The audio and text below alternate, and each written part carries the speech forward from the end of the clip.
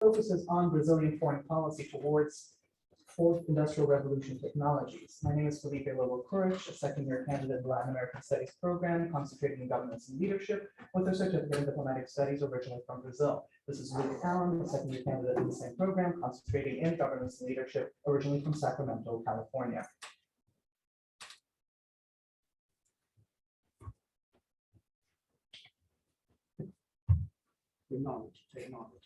Ironically. All right, so thank you guys for being here. We'd like to provide like a very, very, very sincere gratitude to everybody who helped us with this project. First being Professor Angela Rivera Santos, Professor Mark Langevin, who is from GMU and also the founder of BrazilWorks, our partner organization, the Center for Latin American Studies here at Georgetown, and of course our capstone class this past semester. So this afternoon, we're going to be providing a brief background on Fourth Industrial Revolution technologies, also known as 4IR, as well as discussing Brazil's domestic and international efforts to enhance its 4IR presence. Finally, we will provide recommendations and next steps for the MRE.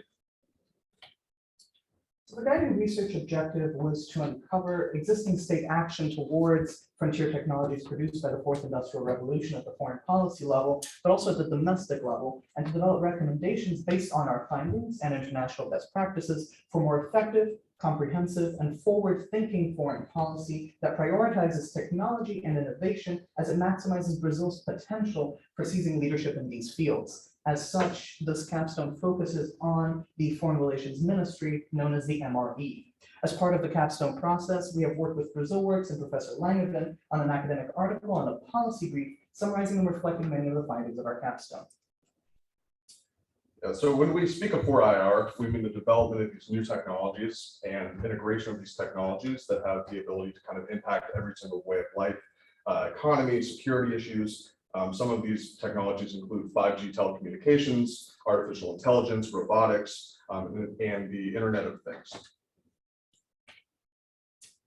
So while looking at the state of kind of Brazilian 4IR adoption thus far, we noticed that while Brazil has had some success, such as leading the region in AI readiness and R&D expenditures relative to its GDP, as well as importing high levels of information and communication technology services, it has significantly fallen behind other nations, mainly in its infrastructure, which contains great disparity of broadband access to its citizens, mainly rural and urban citizens, as well as its failure to implement 5G technology, and by implementing inefficient and incomprehensive AI strategy very late.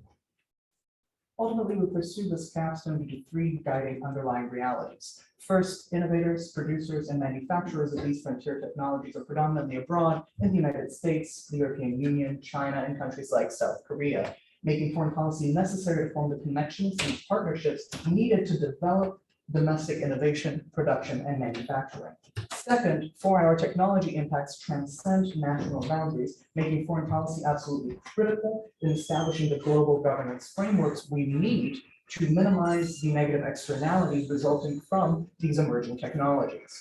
Resulting from the previous two elements, foreign policy is required for Brazil and any country to better adopt 4IR technologies and seize leadership internationally and economically in their usage, regulation, and governance, increasing Brazil's international stature and influence.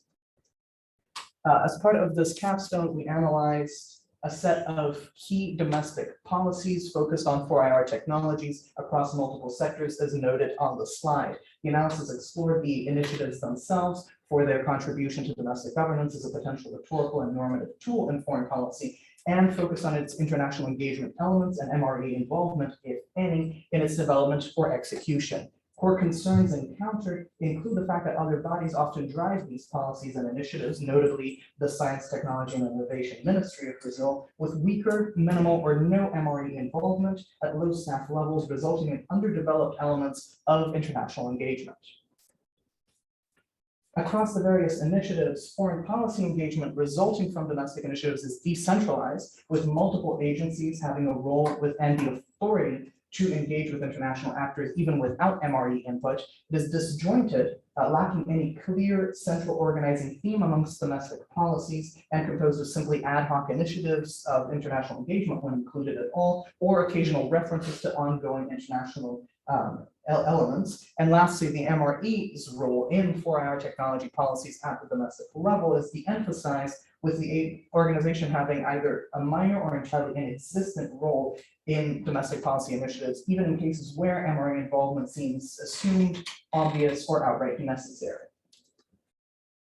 Yeah, so we analyzed the training structure of the MRE to see staffing priorities and capacities, multilateral engagements, bilateral engagements with the United States, China, South Korea, and the European Union to give us an understanding of Brazil's efforts towards science, technology, and information policy, also known as STI, historically and presently. Additionally, we chose these countries given that they have strong diplomatic ties to Brazil and that they are leaders in 4IR adoption and absorption as well as innovation. We aim to use such information to analyze current Brazilian foreign policy in this area and determine venues of engagement and areas for improvement.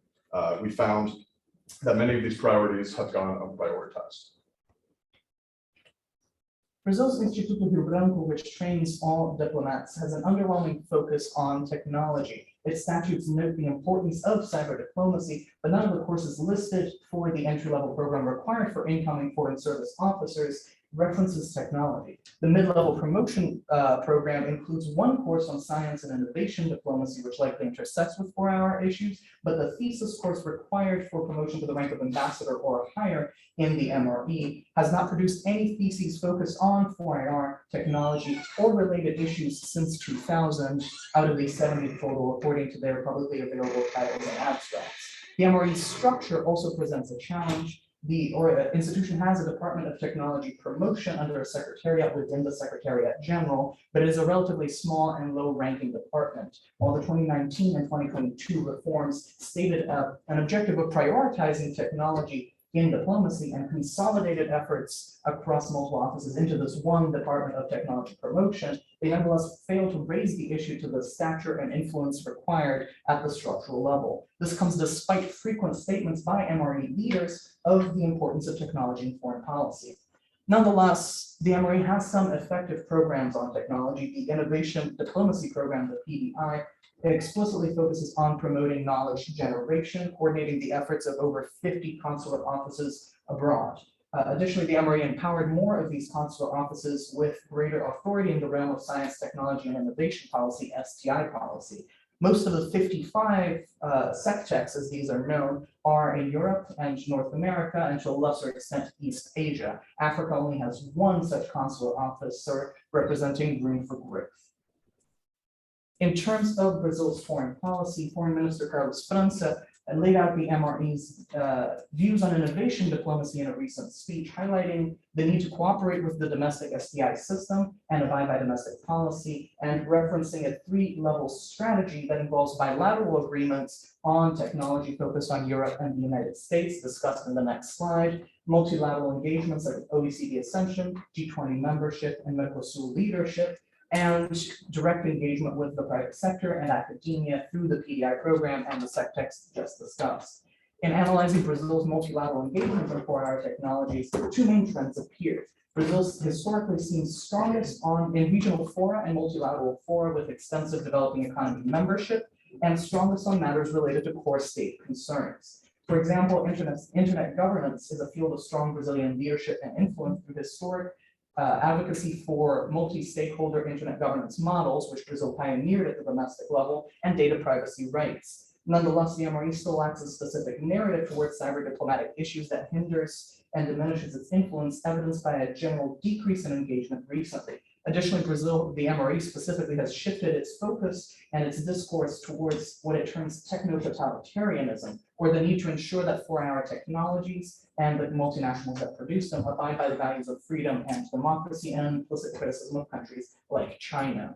Internet governance issues intersected heavily with UN efforts on cyberspace and the application of international law. Brazil exercised leadership roles in various UN entities, or organized events, and demonstrated the capacity to influence debates. Nonetheless, expanding its soft power and influence related into areas outside of core state concerns and more areas related to economic development, for example, remains a challenge for Brazil in the UN system, as evidenced by its decreased engagement in other fora like the International Telecommunication Union, the UN Industrial Development Organization, or UNESCO, although it did lead the creation of a digitalization and digital commerce plan, ELAC, in the Economic Commission for Latin America and the Caribbean.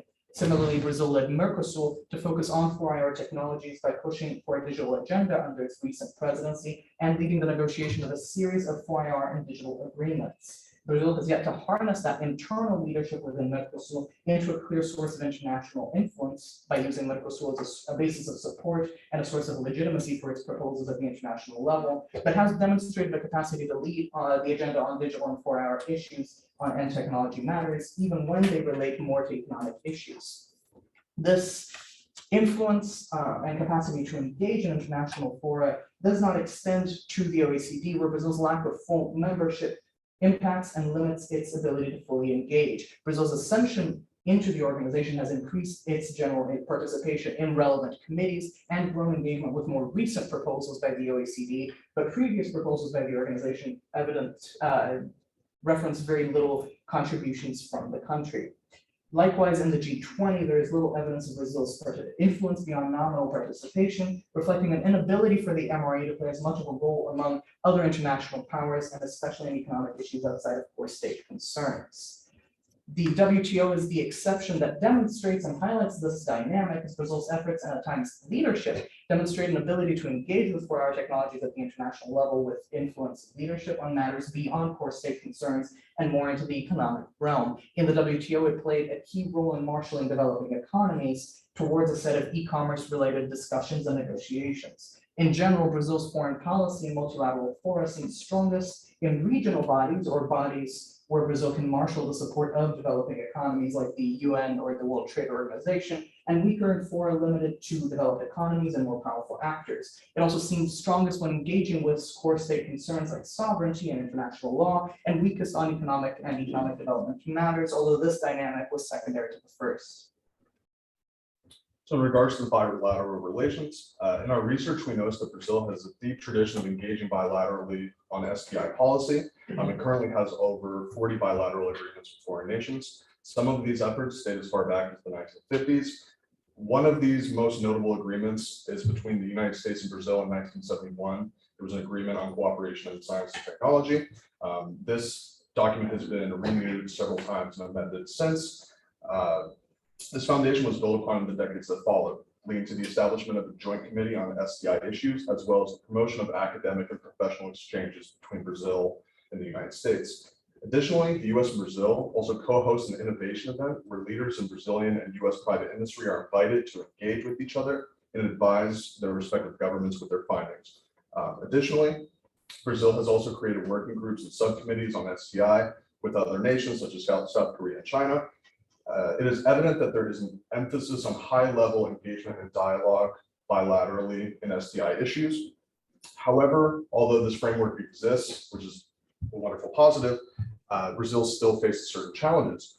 For example, formal bilateral STI meetings are very infrequent. The United States and Brazil established a joint committee in 1984 and have met around 6 times since its inception.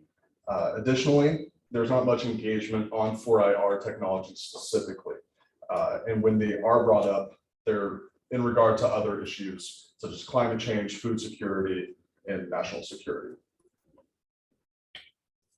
Ultimately, the initiatives demonstrate an engagement in 4IR technology at the international level without a cross-cutting comprehensive strategy, reflecting many of the concerns encountered at the domestic level. They also highlight a faltering commitment and follow-through, both with stated priorities and with previous or initial efforts in the realm of 4IR foreign policy, a failure to capitalize due to other priorities and underlying staffing and training issues on victories and earned leadership at the international level. Brazil has an underperforming foreign policy towards 4IR technologies, but one with potential.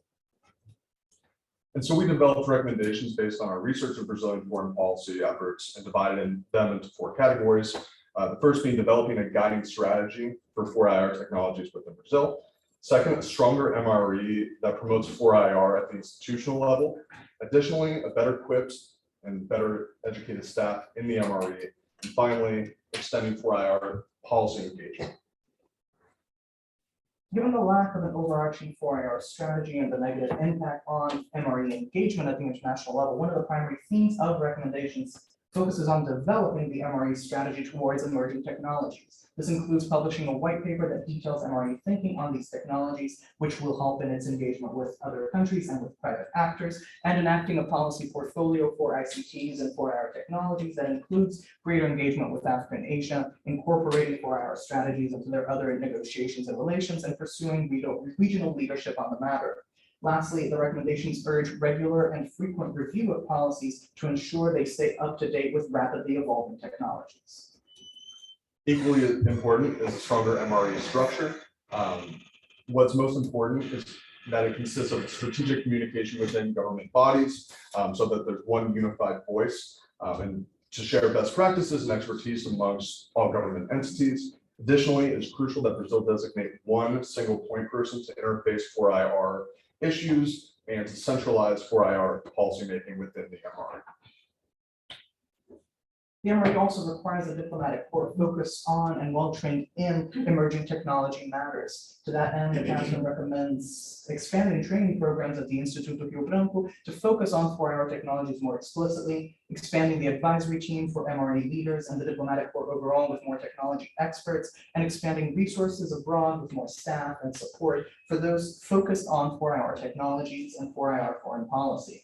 A staff well-versed is much better able to apply existing MRE competencies and advance Brazil's goal on these technologies. And finally, while writing our recommendations, we still had a bunch of ideas that didn't fit specifically into one of the preceding categories, but are nonetheless extremely important in moving forward for our adoption diplomacy.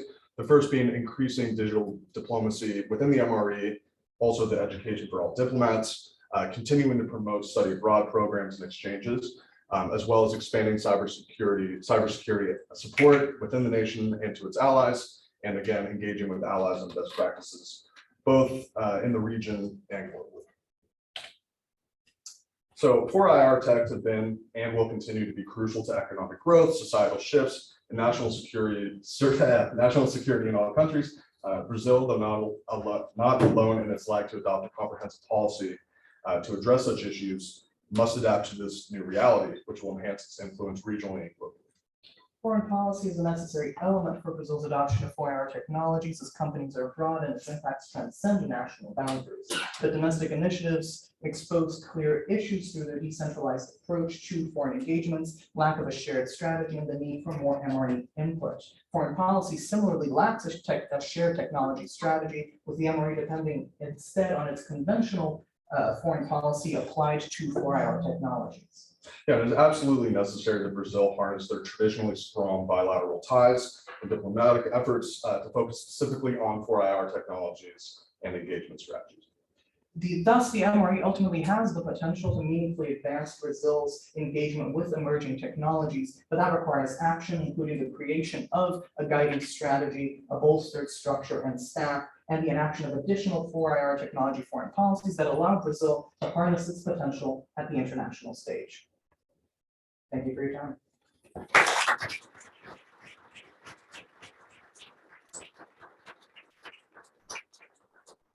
Thank you, Luke. Thank you, Felipe. I would like to go straight to Zoom. Let's wait for the screen here to show the Zoom. And I would like to turn it over to Professor Langevin. Professor Langevin, welcome and thank you so much for the support that you have provided our team in this project. Let me turn it over to you for comments and questions. Angelo, thank you so much. Can you hear me? Yes, we can. Oh, great. Yeah, thanks for working with all of us on this project. And geez, what a great presentation by Felipe and Luke. That's about 100 years of foreign policy development smacked into about 20 minutes. So great work. You know, I have one question that I just want to kind of pierce into both of your insight after having studied Brazilian foreign policy and then adding on the very complex and challenging issue of the fourth industrial revolution technologies. If we wanted to accelerate and deepen Brazil's global integration through these technologies. And if you were sitting in front of each of the presidential contenders here in 2022, what would be the biggest, most important policy measure that could be taken in the first year of the next presidential administration in 2023 to really kind of bring it all together and, in a sense, jumpstart a process that both of you have so eloquently described as a bit lackluster given Brazil's foreign policy credentials and so forth. So what's that one recommendation that you would try to press on an administration to really tackle during the first year of their term? I'm going to sneak in two into one and recommend that a presidential candidate should really prioritize these technologies in foreign policy. And the best way, I think, to supercharge MRE efforts in this endeavor would be to appoint a specific individual at a very high, if not the foreign minister with an explicit focus on technology policy, someone just immediately below that at the secretariat level to focus exclusively on these emerging technologies, on science, technology, and innovation policy within the MRE, and task that person with the creation of a consolidated, well thought out, comprehensive strategy for the institution moving forward. I think having those two, both that strategy and someone with the specific job and responsibility of carrying it through and building it and applying it throughout the rest of the institution would do wonders for the MRE and is an achievable goal given the powers presidents have and the ability to restructure ministries via decree to within that first year of a presidential administration. Yeah, I'd like to echo that sentiment completely, but I think it's also crucial that Brazil really focus on its domestic efforts as well, just to be a leader in the region, continue to harness kind of its power and its economic glory, should we say. Current studies have said Brazil's kind of transitioning from the second to the third industrial revolution currently, so it's absolutely necessary that they appoint somebody to just task this to just completely reform the infrastructure within the nation. Professor Langevin, follow up? Yeah, I have a follow-up. One, I wanted to ask Philippe if he was available for that job. I think I could put it for him. I currently do not have unemployment lined up just yet, so yes, I am. If you know. Okay, I'll move that resume forward. I think the follow-up question is this. You know, the Itamaraty has a lot of resources, but they're going to be coming under distress and have in the past, since late 2014 and so forth. Following up on this whole global integration challenge, there are really three poles in terms of the leading nations in the 4IR paradigm. European Union, a conglomerate of nations, the United States, and China. China being a dysregulated space, European Union being a more highly regulated, and then the US being a kind of a midterm position.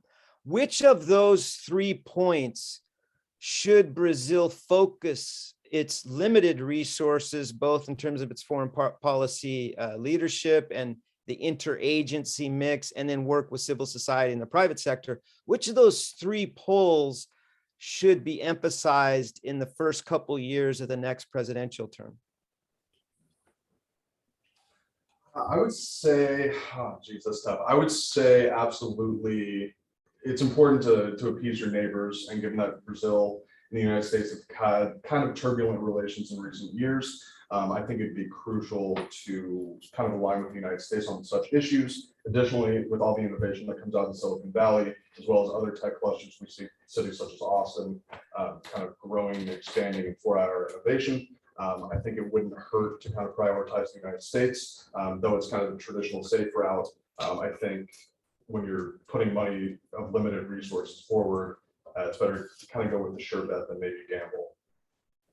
I think a lot of that will depend on who wins the upcoming presidential elections. If it's a Bolsonaro re-election, I imagine pursuing the US approach would be more beneficial. That's been his foreign policy thus far, really focusing on that bilateral relationship. And I think just in terms of not disrupting the MRE further and continuing that strategy and that tendency, focusing in on that particular pole of global governance and for our technology adoption would benefit Brazil the most. Though with a victory by the former president, Luiz Inácio Lula da Silva, I imagine a pursuit closer, though not necessarily exactly the EU, European Union pole would be more stronger under that administration, given that it was really under his term and the first Rousseff term that Brazil pushed forth a lot of the internet governance, a lot of the UN cyberspace, international law, leadership and influence it achieved.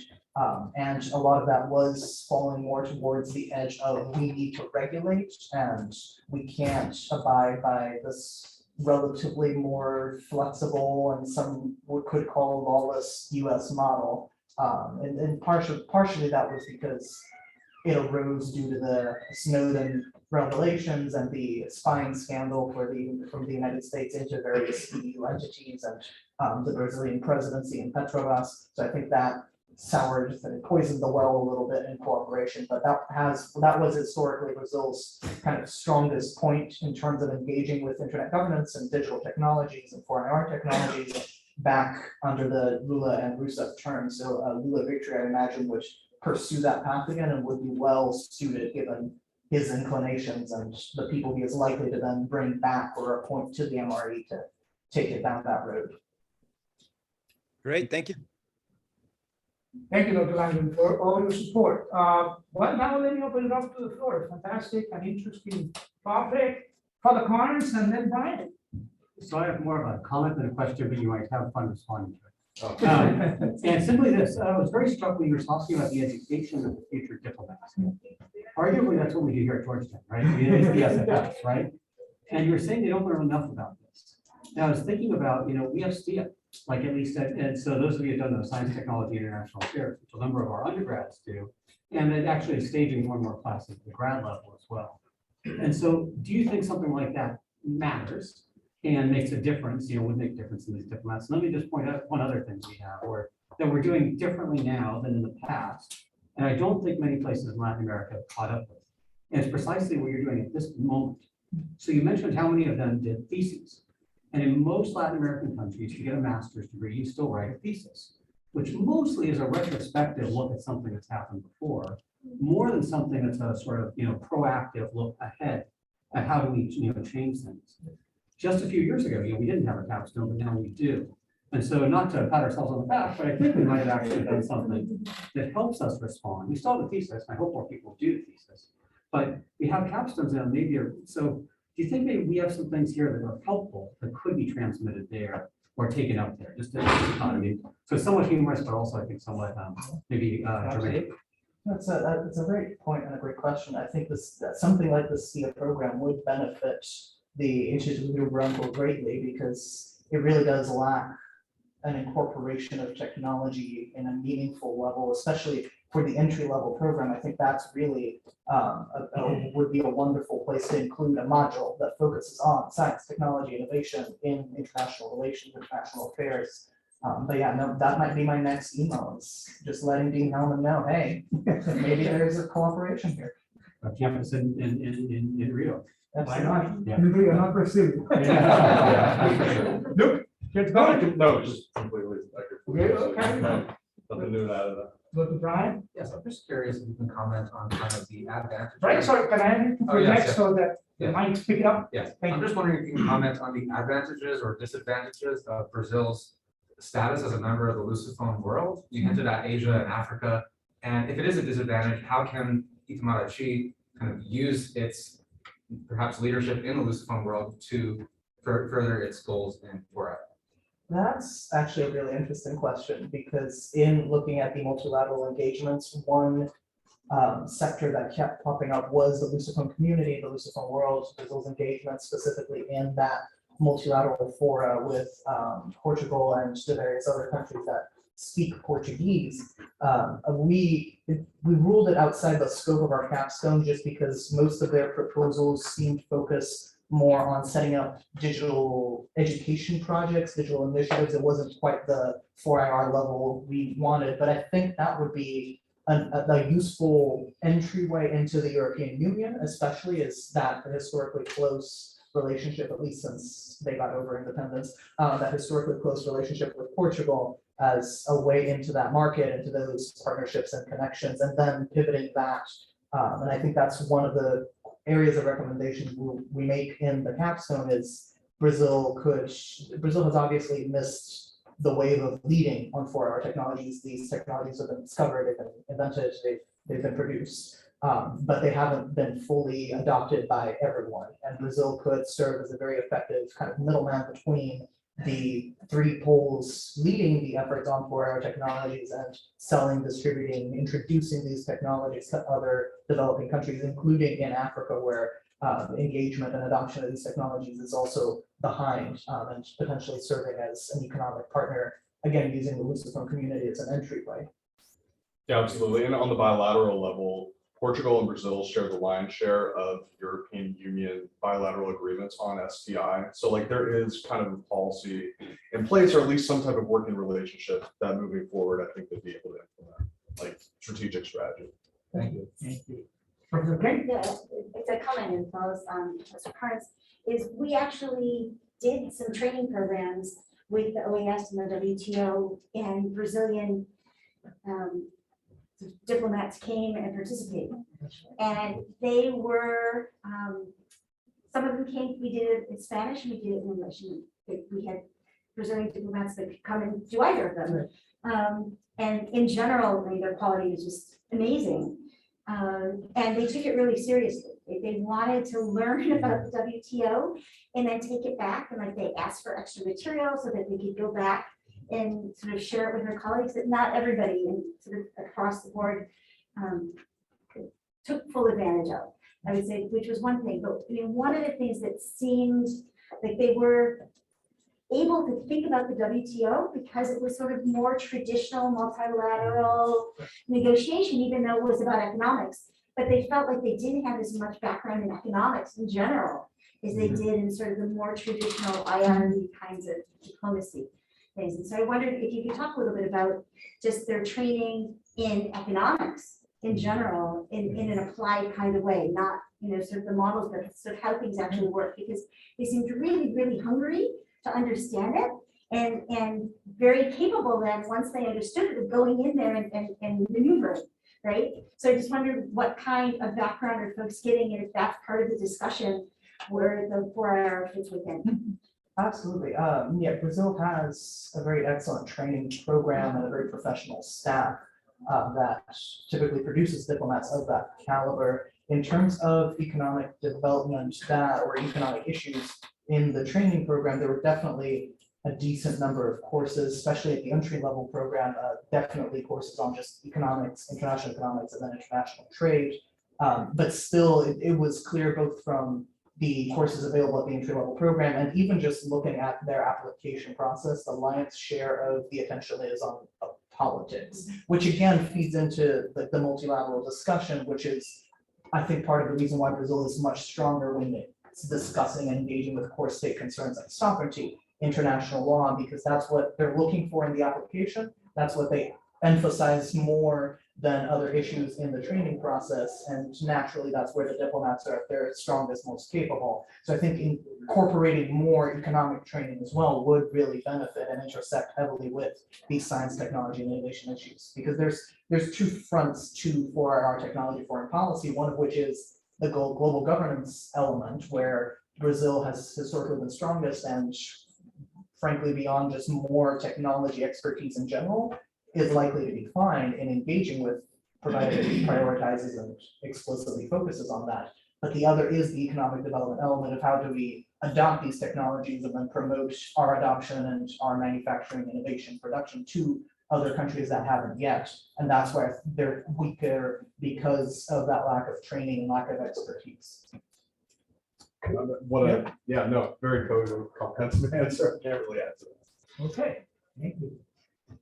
Comments, questions?